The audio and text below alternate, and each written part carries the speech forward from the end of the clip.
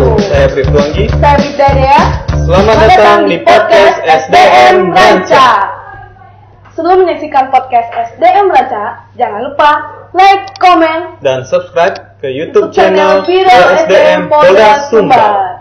Oh iya Bang, kali ini kita kedatangan tamu spesial, salah satu perwira dari Biro SDM Polda Sumatera Barat.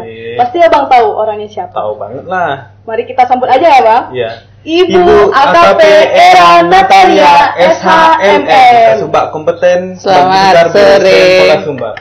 Selamat datang Ibu di podcast. Terima kasih Dea Anggi Ya, sudah diundang ke podcast Siap. SDM Ranca. Bagaimana kabarnya Ibu Izin? Alhamdulillah baik. Alhamdulillah sehat ya Bu. Siap.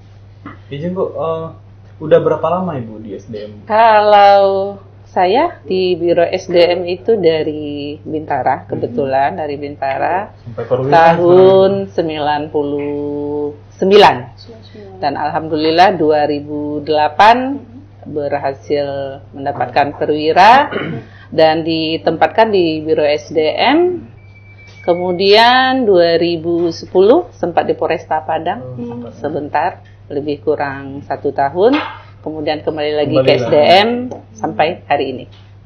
Berarti udah banyak pengalaman Ibu di SDM ya Bang. Juga dibutuhkan sama Iya, Biro SDM iya, seperti iya. ada.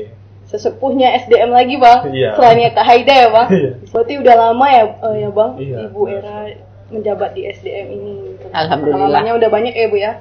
Oh iya Bu, kalau menjabat sebagai Kasubag kompeten udah lama berapa tahun ya Bu? Kasubag kompeten itu dari awal 2020. 2020 lebih kurang 2 tahun. 2 tahun. Ya. Jadi tugas-tugas sebagai Kasubag kompeten ini apa aja? Jadi Anggi, Dea mungkin kalau di SDM ini mungkin kompeten ini ya subak yang baru ya, memang subak yang baru. Kalau pekerjaan sehari-harinya ini subak kompeten itu memang kalau identik ketika orang mendengar kompeten pasti yang diingatnya assessment center. Nah, sementara tidak itu saja, jadi lebih spesifiknya sebenarnya ke penilaian kompetensi. Nah, kalau dahulunya tugas assessment center ini memang masih di Bingkar, tetapi diawaki oleh Subak Mutjab. Kemudian ketika Perpol baru sudah ada, Subak kompeten berdiri sendiri. Berarti termasuk terbaru ya Bang, Subak Iya. kompeten.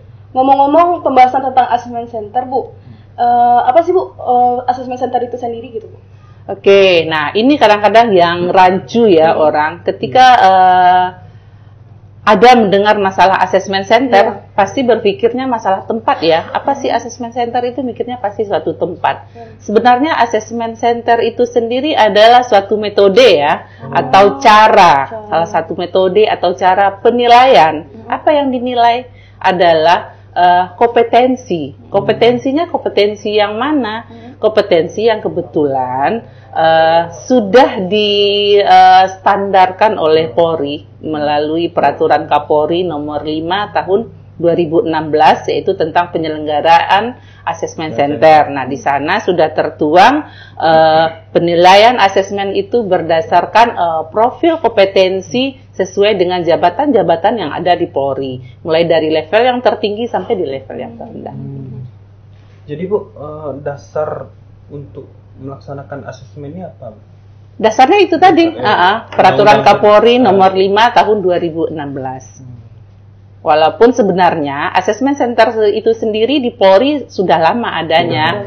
Berdirinya itu assessment center lebih kurang sudah 13 tahun ya, 2009, Juli 2009. Cuma efektifnya kalau di tingkat Polda itu dilaksanakan di awal-awal 2012. Itu semua Polda di seluruh Indonesia sudah melaksanakan assessment center.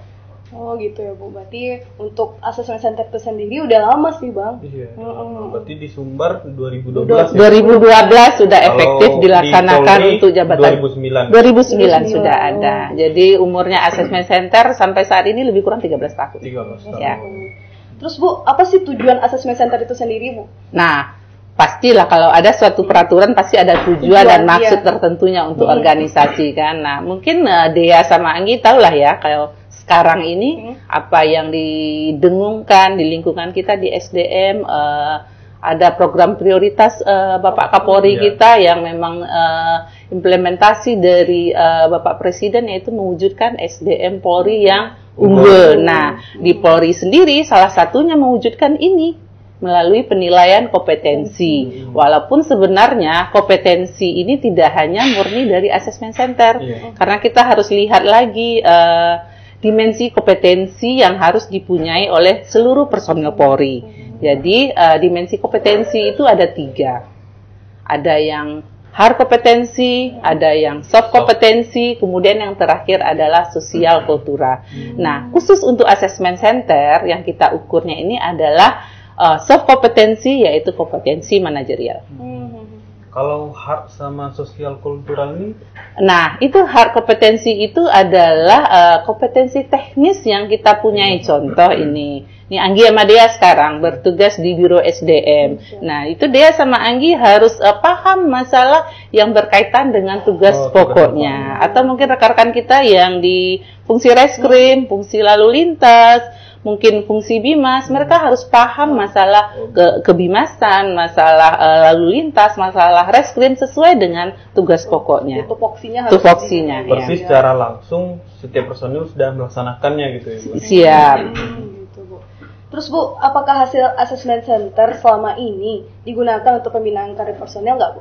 Sudah pasti digunakan. Nah, itu tadi hasil assessment center ini menjadi salah satu pertimbangan khususnya untuk pembinaan karir. Kenapa saya sampaikan salah satu? Nah, itu tadi dimensi kompetensi yang 3 tadi kita harus punyai. Yang hard, soft. Nah, sosial kultural itu yang di mana? Yaitu kalau kita diukurnya melalui rekam jejak. Nah, rekam jejaknya itu di mana? Ya dari kita mulai menjadi anggota Polri itu sudah terekam, sudah tercatat lah di big data kita, khususnya di SDM kita punya SIPP kan. Berarti kita udah dapat dipantau ya, Bang.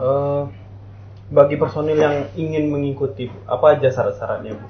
Kalau syarat-syarat untuk mengikuti seorang perwira ya, yang kita akses sementara adalah yang memiliki jabatan, mau nak mau pasti sudah seorang perwira ya. Mulai dari inspektur polisi 2 sampai kalau yang kita di tingkat Polda melaksanakannya sampai yang berpangkat AKBP. Nah, yang di atas itu dilaksanakan di Mabes Polri. Nah, syarat-syaratnya pasti kita mengacu ke yang pertama tadi, sesuai dengan profil kompetensi jabatan mana yang akan didudukinya, di asesmenkan itu. Kita contohkan mungkin secara sederhana. Kalau seseorang mau mengikuti jabatan asesmen jabatan Kapolsek, kita harus lihat dulu standar seorang Kapolsek itu seperti apa. Nah, kita akan mengikuti salah satunya, misalnya contoh mungkin harus berpendidikan S1. Kemudian kalau misalnya kita mau asesmen misalnya jabatan seorang Kasat Lantas misalnya, ya pasti harus memiliki sekurang-kurangnya Bank Spes ke lalu lintasan. Nah, begitu juga untuk tupoksi yang lainnya. Nah, Bu, jika ada yang berminat untuk ikut assessment center, syarat-syaratnya apa aja, Bu? Untuk syarat sebagai peserta assessment center ya, yang biasanya kita sebut ACC ya, yang pasti sehat jasmani rohani dong. Kemudian tidak dalam masalah, baik mungkin kode etik, apalagi pidana, disiplin. Yang pasti dibuktikan dengan ada surat keterangan hasil penelitian yang dikeluarkan oleh bisa dari Propam Polda. Kemudian yang sudah pasti memiliki Dikbang sesuai dengan jabatan apa yang akan diikuti untuk asesmen. Misalnya ketika untuk mengikuti asesmen center jabatan seorang Kasat Reskrim. Nah, itu minimal harus mempunyai pengalaman kerja, pernah berdinas di fungsi reskrim, kemudian memiliki Dikbang Spes Reskrim, kemudian kalau kita contoh Dikumnya ya minimal S1, nah, tergantung dengan jabatan apa yang akan diikuti. Jadi kita disesuaikan, kemudian kita sesuaikan juga dengan prasyarat kepangkatan ketika dia untuk akan menduduki jabatan itu. Kira-kira demikian. Oh, berarti gitu ya Bang, syarat-syarat untuk mengikuti assessment center. Gitu. Terus Bu, untuk pelaksanaannya Bu, siapa sih penguji yang dalam pelaksanaan assessment center ini Bu? Apakah ada dari Polri sendiri? Apakah ada dari luar instansi? Nah, ini kalau dia sama Anggi mungkin mengikuti perkembangan assessment center ya. Ini tidak hanya dilakukan di kita, di instansi kita Polri, di kementerian lembaga lain, assessment center juga diwajibkan untuk ASN yang ada di sana ketika mereka akan menduduki suatu jabatan. Nah, cuma bedanya kita, boleh dikatakan mungkin unggulnya kita dari assessment center di tempat yang lain. Assessment center Polri kita memiliki prinsipnya itu adalah multi-tool dan multi-asesor. Apa itu multi-tool? Alat ukur untuk menguji kompetensinya itu banyak. Kemudian yang menguji itu yang biasa kita sebut asesor. Nah, asesor itu tidak menguji cuma satu orang. Jadi satu orang asesi peserta itu bisa diuji lebih dari 2 orang asesor. Jadi hasilnya lebih valid, lebih bisa dipertanggungjawabkan. Jadi itulah prinsipnya assessment center Polri, multi-tool, multi-asesor. Nah, sementara asesor kita di Polri ini semuanya bersertifikat. Dan alhamdulillah di Polda Sumbar ada beberapa orang yang sudah disertifikasi dari LSP. Dan mudah-mudahan tahun ini juga bertambah lagi asesor kita yang akan disertifikasi. Jadi Bu, kami bagi Bintara ya Bu, mendengar istilah-istilah ini termasuk baru, termasuk asesor gitu. Jadi syarat-syarat untuk menjadi asesor ini apa? Betul sekali. Kalau untuk menjadi seorang asesor memang ada syarat-syarat khusus, tidak bisa semuanya bisa menjadi asesor karena asesor ini memang untuk yang akan mengukur orang-orang yang kompetensinya yang akan diukur. Sudah pasti orang-orang pilihan lah ya, pasti ada syarat-syaratnya. Ketika personil yang akan menjadi seorang asesor, ketika dia mau menjadi asesor, itu pertamanya harus lulus dulu seleksi psikometri yang kita laksanakan. Jadi ketika kita nanti akan merekrut yang baru, itu akan melalui ada jalur seleksinya kita laksanakan. Salah satu itemnya adalah uji psikometri. Jadi tesnya itu di mana? Kita melaksanakannya di sini, pelatihannya bisa dilaksanakan di tempat kita, bisa juga dilaksanakan kita dipanggil dari Mabes Polri. Dipanggil dari Mabes. Berarti lebih lisensinya lebih berkualitas ya, lebih tinggi gitu ya, Bang. Siap. Terus Bu, mengenai asesor Bu, berarti Ibu juga termasuk asesor ya Bu? Alhamdulillah saya asesor sudah mulai dari akhir 2014. Ya. Berarti udah berapa lama tuh Bu jadi asesor Bu? Berarti lebih kurang 8 tahun ya. 8 tahun. Lebih kurang 8 tahun pengalaman jadi asesor. Nah Bu, jadi kan barusan kita udah bahas-bahas tentang asesor, syarat-syaratnya Bu. Jadi kita kembali ke topik assessment center ya Bu. Jadi apa-apa aja yang diuji dalam assessment center ini? Nah itu tadi Anggi sama Dea, tadi pengertian assessment center kan sudah ada ya, berdasarkan alat ukur atau yang biasa disebut tadi sesuai prinsipnya tools. Alat ukurnya itu banyak macamnya. Jadi berbagai alat ukur sudah direkomendasikan dari Mabes Polri sesuai dengan perkap yang disampaikan tadi, perkap 5 2016, di situ sudah diatur. Salah satunya mungkin pernah dengar ketika orang mengikuti kegiatan assessment center, nanti akan ada diskusi yang biasa disingkat dengan LGD, diskusi tanpa pemimpin. Kemudian ada nanti wawancara. Nah, wawancara di assessment center ini lebih ke wawancara ke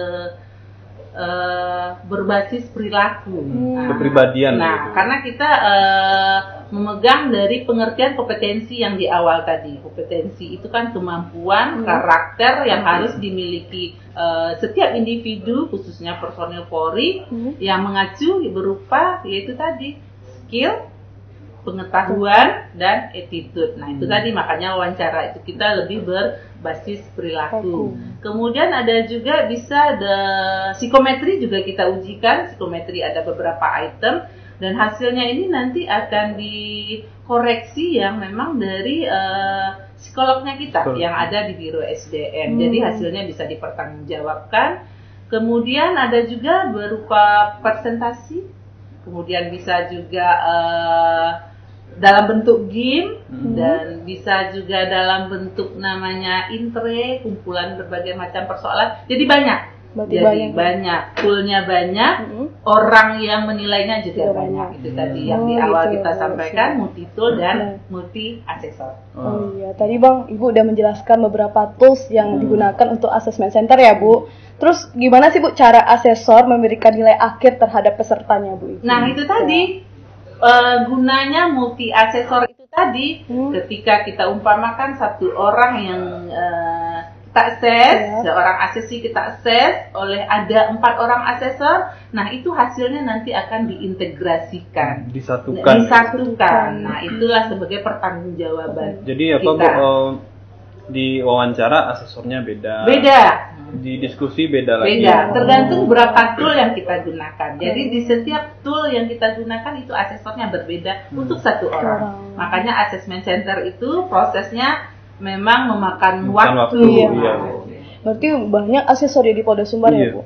Ya banyak, alhamdulillah banyak. Cuma ada sedikit kendala juga dia Anggi, karena asesor kita ini kan mereka juga berdinas di fungsinya masing-masing, punya kesibukan masing-masing. Jadi kadang-kadang ketika jadwal sudah kita atur, mereka tabrakan, bentrokan dengan kegiatan jadwal asesmen. Cuma kendala itu aja. Siap. Jadi Bu, balik lagi Bu, tadi ada yang tinggal. Jadi setiap jabatan itu apakah kompetensinya sama atau berbeda?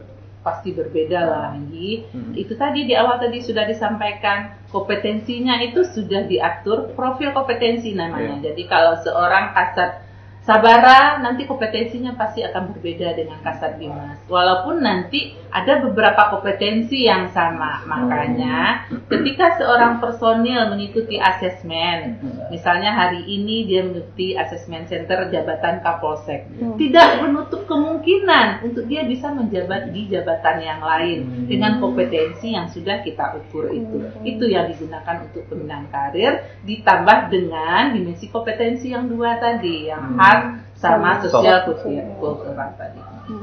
Oh iya Bu, untuk pelaksanaan asesmen center Bu, apakah ini hanya dilakukan untuk yang di Polri saja kah atau untuk di luar apa bisa Bu izin? Nah itu alhamdulillahnya Dea, dengan fasilitas asesmen center kita yang mungkin nanti habis ini Dea sama Anggi bisa ke ruang asesmen center Polda Sumbar. Kita fasilitasnya cukup memadai, kita punya lengkap, kita punya ruang CAT, ada lebih kurang 25 unit komputer yang speknya memang bisa mendukung untuk aplikasi-aplikasi terbaru. Kemudian kita punya ruang wawancara khusus, kita punya ruang diskusi khusus. Nah, alhamdulillah dengan begitu, kita Polda Sumbar tidak hanya ngakses untuk jabatan yang di dalam saja. Kita sudah ngakses instansi luar. Salah satunya terakhir kemarin kita melaksanakan itu statistik. BPS itu dalam jumlah yang lumayan besar, 80 orang personil BPS yang tak ses. Ya, yang itu yang akses semuanya dari asesor kita Polda Sumbar. Berarti memang terbaik ya Bang untuk Polda Sumbar ini, nggak hanya di instansi Polri aja, tapi di instansi luar juga. Instansi luar juga menggunakan asesmen center Polri kita. Pernah juga dari BNN, pernah juga kebetulan dari kabupaten kota kita juga pernah. Pemda pernah juga ya. Siap. Kemudian di samping itu asesmen center ini tidak hanya untuk ngakses jabatan. Nah, ini kan tadi kalau jabatan di dalam dan jabatan yang di instansi luar, tetapi juga sudah digunakan untuk seleksi pendidikan. Salah satunya kemarin ini sudah berjalan beberapa tahun juga. Rekan-rekan kita yang mau sekolah pembentukan perwira, baik dari SIP maupun dari untuk alih golongan, itu sudah menggunakan juga yang uji kompetensi manajerial ini. Nah, yang basicnya sebenarnya asesmen center ini.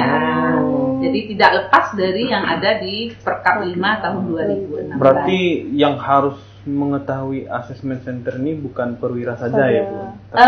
Calon perwira. Tidak, kompetensi kan dimiliki oleh seluruh individu. Kita harus punya skill, punya pengetahuan, punya attitude. Oh ya Bu, ini pertanyaan terakhir ya Bu.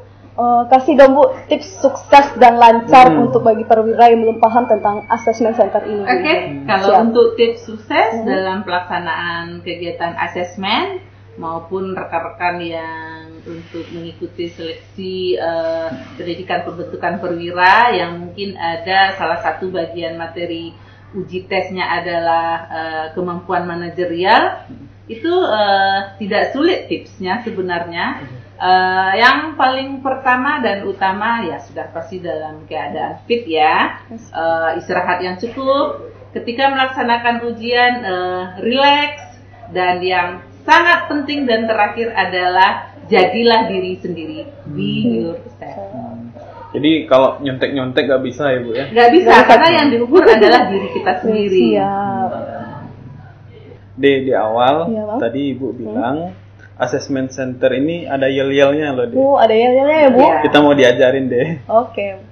Kita ada slogannya ya, yang menunjukkan hasil ya asesmen yang kita laksanakan, Siap. yaitu terukur, tepat, dan terpercaya. Nah, mungkin mudah-mudahan berkenan nih. Siap. Kita tutup Siap. ini ada sedikit gerakan nih. Biar teman-teman di rumah juga biar tahu. bisa juga lah.